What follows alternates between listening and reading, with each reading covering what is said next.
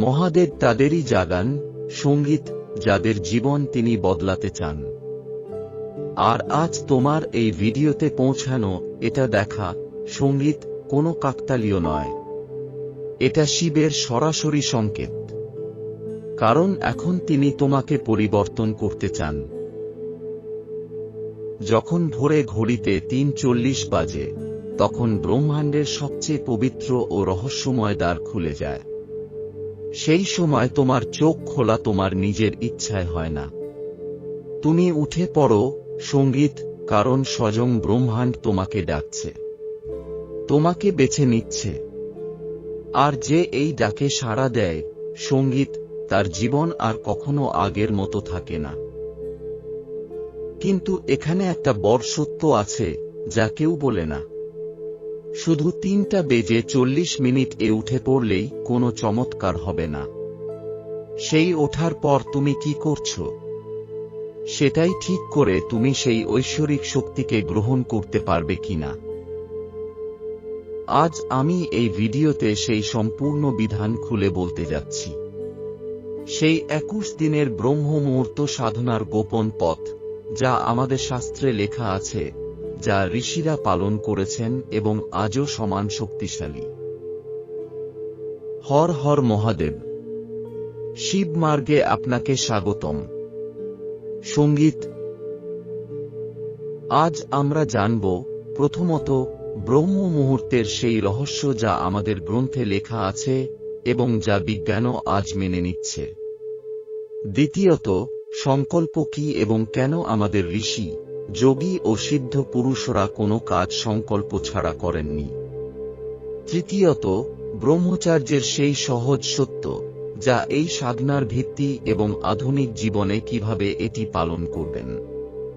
চতুর্থত, যতটা ওঠা জরুরি, ততটাই ঘুম কেন জরুরি এবং রাতের সেই 15 মিনিটের বিধান যা পুরো দিন বদলে দেয়। পঞ্চমত, সেই একটি ভুল যা 91% মানুষ প্রথম সপ্তাহেই করে এবং হেরে যায়।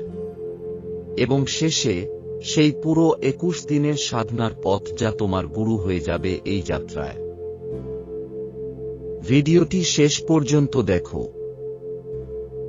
প্রথমে বুঝে নাও, ব্রহ্ম মুহূর্ত কি। 24 ঘন্টায় 30টি মুহূর্ত থাকে।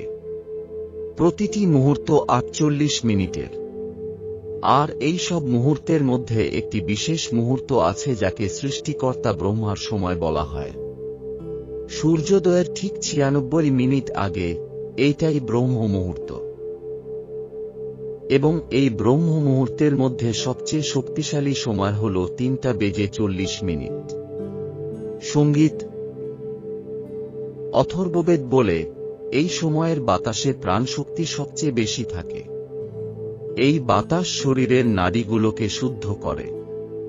চরক সংহিতা বলে, যে ব্যক্তি ব্রহ্ম মুহূর্তে জাগে, সে রোগমুক্ত থাকে, বুদ্ধি তীক্ষ্ণ হয় এবং আয়ু বৃদ্ধি পায়। শিব পুরাণ বলে, মহাদেবের ভক্তরা যারা এই সময় উঠে শিবকে স্মরণ করে, তাদের উপর মহাকালের কৃপা সর্বদা থাকে। 3টি ভিন্ন গ্রন্থ, 3টি ভিন্ন যুগ, সঙ্গীত, আর 3টি একই কথা বলছে। এখন বিজ্ঞানের কথা বলি।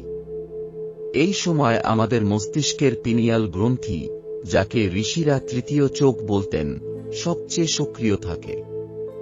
এই সময় মন ঘুম ও জাগরণের মাঝামাঝি অবস্থায় থাকে, যেখানে চিন্তাগুলো সরাসরি চেতনার গভীরে পৌঁছে যায়। এই সময়ে যে বীজ বোনা হয়, তা সবচেয়ে গভীরভাবে শিকড় গাঁথে। এই কারণেই ঋষিরা এই সময় বেছে নিয়েছিলেন।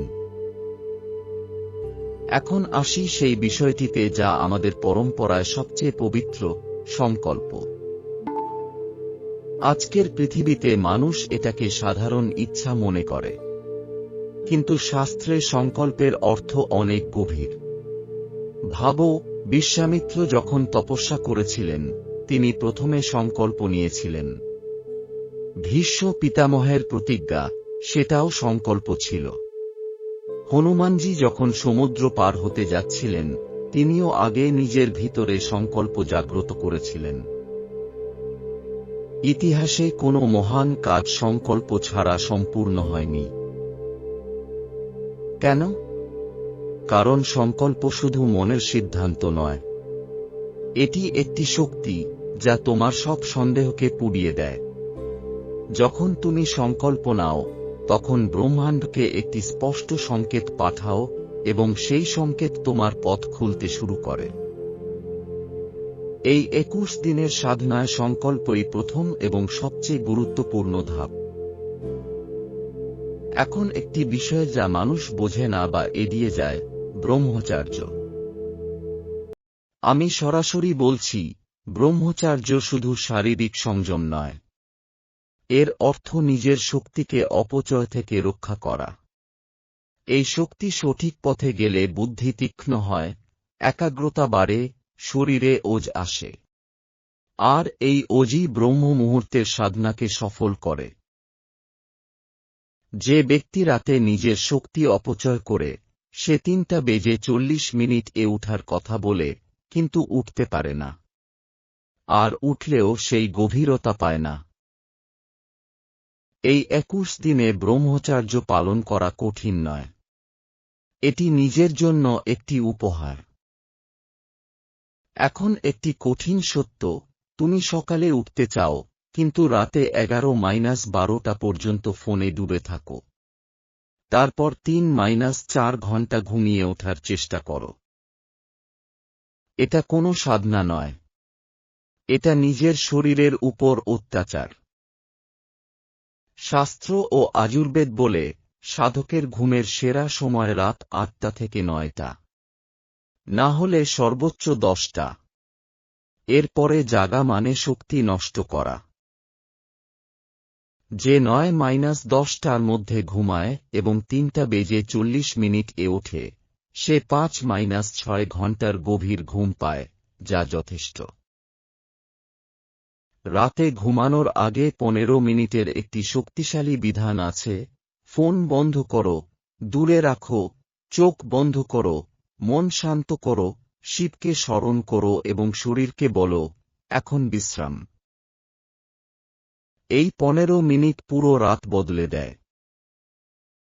এখন সবচেয়ে বড় ভুল, হঠাৎ 3:40 ওঠার চেষ্টা করা। আজ তুমি 8-9টায় ওঠো, আর কাল থেকেই 3:40। তুমি তৃতীয় দিনেই হার মানবে। সাধনা ধীরে হয়। ধাপে ধাপে। প্রথম সপ্তাহ 5টা, দ্বিতীয় সপ্তাহ 4:30টা, তৃতীয় সপ্তাহ 4টা, তারপর ধীরে ধীরে 3:40।